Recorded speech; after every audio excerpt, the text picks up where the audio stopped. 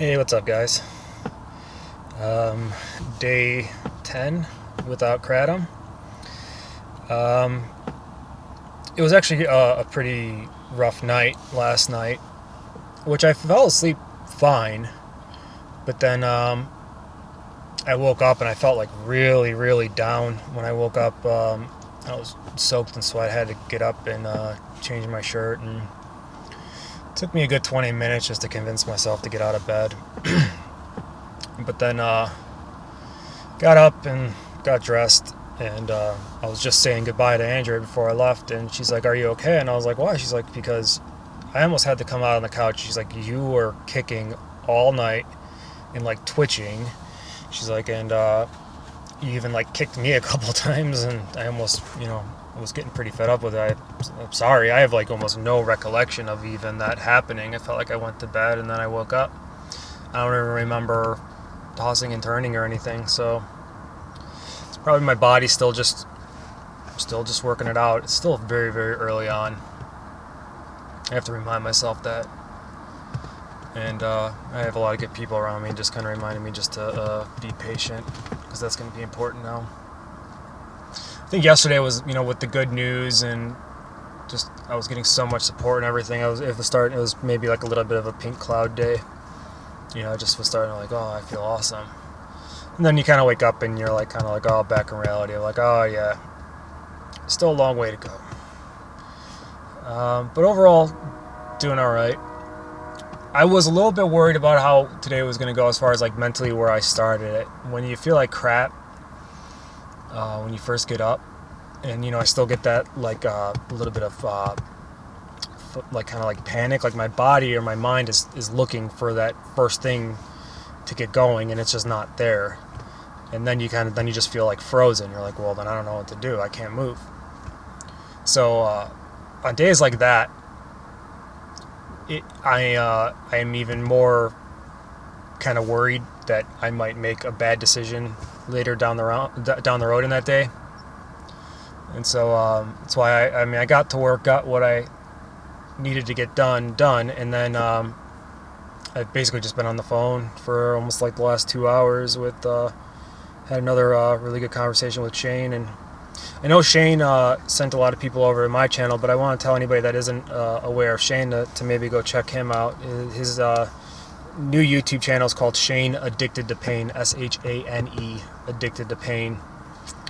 He's like one of the like OG recovery people on YouTube. This goes back years, and I first learned about him when he was documenting his methadone detox. And man, people that come off methadone, I don't know how they do it. I mean, that shit gets in your bones, it gets into your cells, it gets into everything, and then it takes, from what I've heard from everybody, it takes at least a year before you even really start feeling normal. So he got through that, and then had some ups and downs, and then he could just really use some support now. So if anybody could please go check out his channel and share the love. Because on days like today where I'm not feeling that great, and I'm sure I'm not the only one that's not feeling great today, it's probably the only way I've even gotten to, it's now 1 p.m. sober. It's because I've been on the phone with people that don't mix words with me. I just got off the phone with my sponsor too, of like, just Brian, just keep going, it's still early, be patient, but you can do this. And I've heard a couple people tell me that today, and it's like, man, I couldn't do it.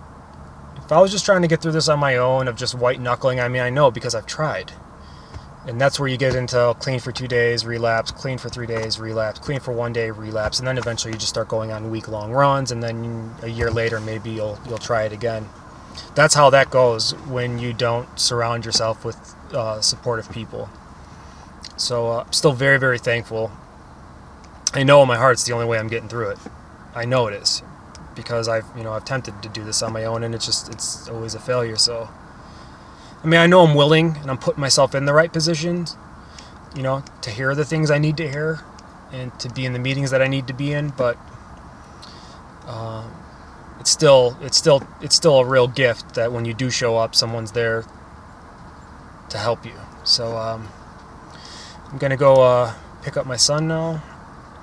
It's a little bit cooler out today, but it's still sunny and great. So I'll probably pick him up and go for a ride around the block on the bikes, and then he'll probably want to play Fortnite. And then I'll hopefully get a run in, and then I think I have 3 recovery meetings planned for tonight, basically from 6 p.m. to 9 p.m. So I'll just be kind of locked in that mode. And that should probably give me the best chance of at least getting through today. So, I don't know, not much to check in with. Hope everybody's doing well. And as far as on the good news with the heart video and all that, I still almost like don't believe that that's true. I still almost don't believe it. It's like there was so much weight to it, and then to just be like, oh no, it's gone. It's like, well, are you sure it's gone? So I almost still can't believe it. But I'll trust the doctor, and continue to take care of my body, and hopefully God graces me with some more years here. But hope everybody's doing well, and love you guys. See you tomorrow.